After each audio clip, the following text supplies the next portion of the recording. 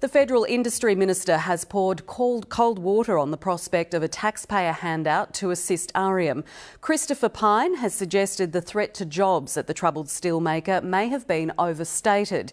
Meanwhile, the opposition leader Bill Shorten visited Whyalla to commit $100 million worth of spending on the steelworks if a new buyer is willing to invest in it. Political reporter Nick Harmson. Forged in a campaign furnace, I love steelmaking. A pledge to save a brittle steelmaker burdened by $4 billion of debt. We will save this company.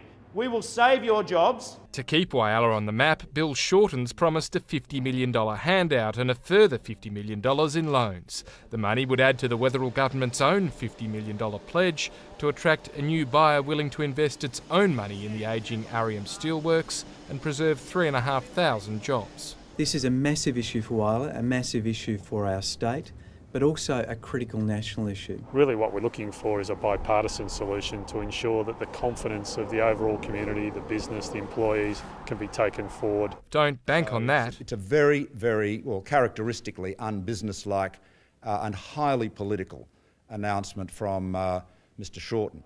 The Industry Minister suggests the threat of a Whyalla wipeout has been overstated because the steelworks may soon break even. We think there are better levers of policy than a taxpayer bailout of a business that is breaking even or in profit. The coalition remains open to a loan but won't make a definitive decision before polling day. The fact that the Prime Minister is still sitting on the fence when it comes to the future of Arrium and the future of Whyalla could mean that on July the 2nd he finds that that fence happens to be electrified. Whyalla's woes could help Nick Xenophon steal the seat of Grey from the Liberals.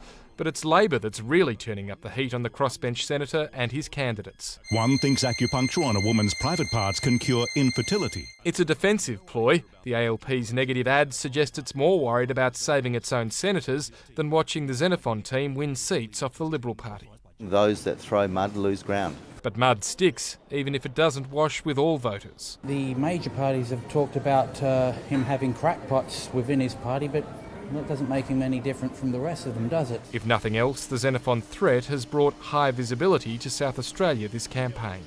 Nick Harmson, ABC News.